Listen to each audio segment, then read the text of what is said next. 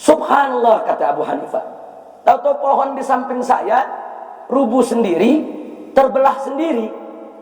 Begitu terbelah sendiri, masing-masing bergerak membentuk sebuah perahu. Ada sampannya. Ini kan namanya pucuk di kita, ulam tiba. Ada perahu jadi sendiri. Sama sampannya, kata Abu Hanifah. Aku naik, aku dayung, aku sampai ke seberang. Baru aku sampai kemari. Apa jawab orang ini? Abu Hanifah, ente waras apa enggak? Kata Abu Hanifah, loh, memang kenapa? Ini orang ketawa terbahak-bahak, yang di atas diajak umat untuk mentertawakan Abu Hanifah. Dia katakan, masyarakat, lihat Abu Hanifah udah gila. Apa kalian bisa percaya ada perahu terjadi dengan sendirinya? Pohon rubuh terbelah, begitu rapinya, kemudian unsur-unsurnya itu lengket sendiri jadi perahu. Percaya enggak? Umat jawab enggak percaya. Abu Hanifah udah gila, kata dia. Oh, dia bangga. Terus kata Abu Hanifah, sebentar. Kata Abu Hanifah, kalau kau katakan aku gila karena ada perahu kecil yang terjadi dengan sendirinya, ente lebih gila lagi. Ente bilang matahari terjadi dengan sendirinya, bulan terjadi dengan sendirinya, bumi terjadi dengan sendirinya. Itu semua pohon-pepohonan yang ada di sekitar kita terjadi dengan sendirinya. Terus diri ente terjadi dengan sendirinya. Ente lebih gila lagi. Nah, karena kita sama-sama gila, udah gak usah berdebat.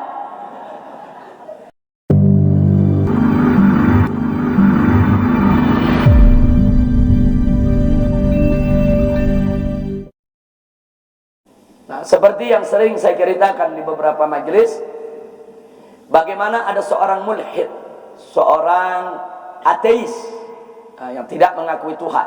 Dia sesumbar di zaman Imam Abu Hanifah radhiyallahu taala anhu. Jadi dia sesumbar di tengah masyarakat. Dia katakan alam semesta ini terjadi dengan sendirinya. Jadi tidak ada itu Tuhan. Semua melalui proses alamiah, unsur-unsur yang ada di alam semesta ini, sehingga terbentuklah langit dan bumi. Nah, intinya dia tolak adanya Tuhan, dia tolak adanya Allah. Nah, kemudian yang menarik, orang ini pintar berdebat, luar biasa. Permainan logikanya, debatnya, diplomasinya, sampai banyak ulama-ulama di Irak ketika itu kewalahan. Dia tantang semua ulama untuk berdebat sama dia. Ada beberapa ulama yang maju, kalah berdebat. Nah, begitu ulama berdebat kalah, umat kan ikut yang menang. Ini bahaya. Umat begitu lihat, wah, ini orang hujahnya kuat, ini ulama gak benar, dia ikut rame-rame. Nah, makanya hati-hati, jangan coba-coba berdebat, apalagi kalau anda dianggap mewakili umat Islam atau mewakili Ahlus Sunnah wal Jamaah. Gak punya kemampuan, minggir. Nah, ini yang terjadi di Irak ketika itu. Akhirnya para ulama ini melihat, walaupun ilmu mereka banyak, tapi menghadapi logika orang ini, para ulama ketika itu nggak mampu. Akhirnya mereka rame-rame datang ke Imam Abu Hanifah meminta bantuan. Abu Hanifah tinggal di seberang sungai ketika itu. Mereka datang, mereka sampaikan kepada Abu Hanifah bahwa di kota mereka ada kejadian macam ini, macam ini. Mereka minta supaya Abu Hanifah bersedia berdebat dengan orang tersebut. Karena Abu Hanifah ini terkenal dengan logikanya, min ahdir ra'i. Nah, Abu Hanifah diceritakan persoalannya. Kata Abu Hanifah, kalau begitu baik, sampaikan ke dia. Dia lagi nantang-nantang ulama. Siapa yang mau debat? Abu Hanifah siap untuk menghadapi dia. Ditetapkan waktunya, ditetapkan tempatnya di lapangan terbuka. Dan Abu Hanifah minta seluruh penduduk kota untuk dihadirkan. Ya pejabatnya, ya penduduknya, tokohnya, ulamanya, semua untuk dihadirkan. Dibuat panggung untuk mereka berdebat. Sudah ditetapkan jamnya di pagi hari. Nah, begitu hari haknya, semua, yaitu pejabat, ulil amri kumpul, semua para ulama kumpul, umat kumpul di lapangan. Dan orang ini juga datangnya luar biasa. Sebelum waktunya dia sudah datang, percaya diri. Nah, karena dia percaya diri, dia punya kemampuan untuk berdebat, nggak pernah kalah. Nah, kalau dia percaya diri, dia datang lebih dulu. Nah, kemudian pas waktunya, di waktu duha, kalau kayak kita sekarang sekitar jam 8, ternyata Abu Hanifah nggak datang. Ditunggu sampai jam 9, nggak datang. Ditunggu sampai jam 10, nggak datang. Yang gelisah para ulama. Ini bagaimana ceritanya kalau Abu Hanifah nggak datang? Oh gawat ini. Dan ternyata betul, begitu sekitar jam 10-an Abu Hanifah nggak datang sampai jam 11-an menjelang siang, orang ini mulai sesumbar di hadapan umat semua. Mana Abu Hanifah yang katanya mau berdebat, dia nggak berani datang, karena dia tahu dia nggak bakal menang, karena dia tahu dia punya logika lemah, dia punya argumentasi lemah. Dia sesumbar, tinggal ulama yang ada di bawah kalang kabut, gelisah. Ini orang sesumbar panjang lebar. Kemudian mulailah dia sampaikan pemikiran-pemikirannya. Nggak ada itu Tuhan, alam semesta ini terjadi dengan sendirinya. Dan orang ini memanfaatkan kesempatan. Mumpung orang ribuan yang hadir, kapan lagi dia kemukakan dia punya pendapat? Selama ini kan dia kemukakan pendapat dari kelompok ke kelompok, dari orang ke orang. Saat ini orang kumpul, dia tidak menyia-nyiakan kesempatan. Dia propagandakan dia punya pemikiran depan umat. Nah begitu dia sudah propagandakan panjang lebar, pada akhirnya Abu Hanifah tetap belum datang. Orang ini merasa menang. Dia katakan kepada umat, sudah cukup, selesai, sudah diberikan pemikirannya. Karena Abu Hanifah nggak datang, dia mau meninggalkan tempat. Dia merasa menang. Dan umat banyak yang terpengaruh. Nah begitu dia mau turun dari panggung, baru Abu Hanifah muncul. Abu Hanifah bilang, tunggu dulu. Datang Abu Hanifah. Datang, ternyata Abu Hanifah bersembunyi di kerumunan umat. Di kerumunan umat. Nah, dia sembunyi di kerumunan umat, dia ngamar, dia dengerin apa yang diceritain. Begitu dia mau turun, Abu Hanifah langsung maju ke depan. Kata Abu Hanifah, tunggu, jangan turun dulu. Orang ini nggak mau tahu, oh nggak bisa, waktu udah habis. Kenapa kau baru datang? Abu Hanifah minta maaf, oh nggak bisa. Saya tidak maafkan kamu kecuali kalau kamu punya alasan yang tepat dan bisa diterima. Kenapa kamu terlambat? Kata Abu Hanifah, baik, saya akan sampaikan kenapa saya terlambat. Nah, disuruh sampaikan biar umat dengar. Kenapa Abu Hanifah terlambat? Kok jadi ulama terlambat, nggak tepat janji? Nah, Abu Hanifah cerita, saya tinggal di seberang sungai. Saya tidak tinggal di sini.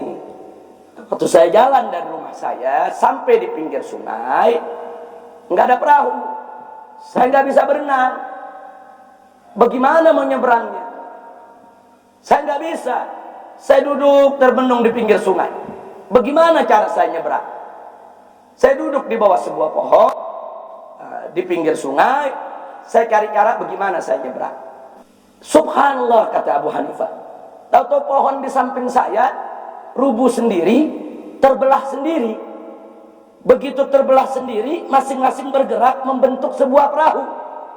Ada sampannya. Ini kan namanya pucuk di kita, ulam tiba. Ada perahu jadi sendiri. Sama sampannya, kata Abu Hanifah. Aku naik. Nah, aku dayung, aku sampai ke seberang. Baru aku sampai kemari. Apa jawab orang ini? Abu Hanifah, ente waras apa enggak?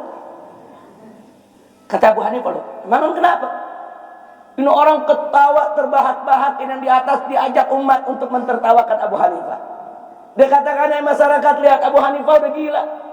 Apa kalian bisa percaya ada perahu terjadi dengan sendirinya? Pohon rubuh terbelah begitu rapinya, kemudian unsur-unsurnya itu lengket sendiri jadi perahu. Percaya enggak? Umat jawab enggak percaya. Abu Hanifah udah gila, kata dia. Oh, dia bangga. Terus kata Abu Hanifah, sebentar. Kata Abu Hanifah, kalau kau katakan aku gila karena ada perahu kecil yang terjadi dengan sendirinya, ente lebih gila lagi. Ente bilang matahari terjadi dengan sendirinya, bulan terjadi dengan sendirinya, bumi terjadi dengan sendirinya. Itu semua pohon-pepohonan yang ada di sekitar kita terjadi dengan sendirinya. Terus diri ente terjadi dengan sendirinya. Ente lebih gila lagi. Nah karena kita sama-sama gila, udah gak usah berdebat. Abu Hanifah turun terus pulang. Itu umat yang hadir, itu seperti terbuka otak mereka. Langsung mereka bilang, betul, kalau perahu saja yang kecil nggak mungkin bisa terjadi dengan sendirinya, bagaimana alam semesta, bagaimana langit, bagaimana bumi? Ada masyarakat bilang apa? Kita dikadarin sama orang gila. Bubar semua ya ikhwan. Subhanallah. Itu ilmu debat namanya ya ikhwan. Jadi jangan berpikir kalau ilmu debat itu selalu pakai ayat Al-Quran dan hadis. Kadang-kadang enggak. Ini ilmu debat. Abu Hanifah enggak datang bawa ayat Quran, nggak datang bawa hadis Nabi. Kenapa? Karena yang dihadapi ini nggak percaya Quran, nggak percaya hadis. Walaupun Abu Hanifah membawa 30 juz Al-Quran, membawa ribuan hadis, dia tolak. Dia nantang ulama dengan apa? Dengan logika. Dihadapi oleh Abu Hanifah dengan logika. Subhanallah. Nah, akhirnya hanya begitu saja selesai perkara. Pengikutnya bubar semua, kembali kepada Islam karena dia dianggap gila sendirian. Subhanallah. Nah, jadi sekali lagi kita ingatkan, hati-hati berdebat. Kalau tidak punya kemampuan, jangan berdebat. Sebab di kalangan liberal misalnya, mereka memang dididik untuk berdebat. Dididik untuk berdebat. Jadi ada pendidikan khusus, di training untuk berdebat. Begitu juga di kalangan Syiah. Memang ada ilmu khusus untuk berdebat, berdialog dengan orang, diajarkan.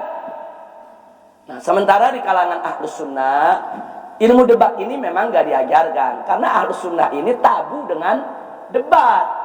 Nah, memang gak mau berdebat, kecuali kalau terpaksa. Nah, tapi saya pikir di zaman sekarang ini yang sudah terlalu banyak, yaitu aliran-aliran di sekitar kita yang semuanya mengandalkan debat, maka perlu santri-santri Ahlus Sunnah wal Jamaah dibekali kemampuan untuk dialog, kemampuan untuk niqash, kemampuan untuk hiwar, kemampuan untuk debat. Tapi kemampuan itu jangan sembarangan digunakan, kecuali lid darurah, kecuali darurat untuk menjaga ummah.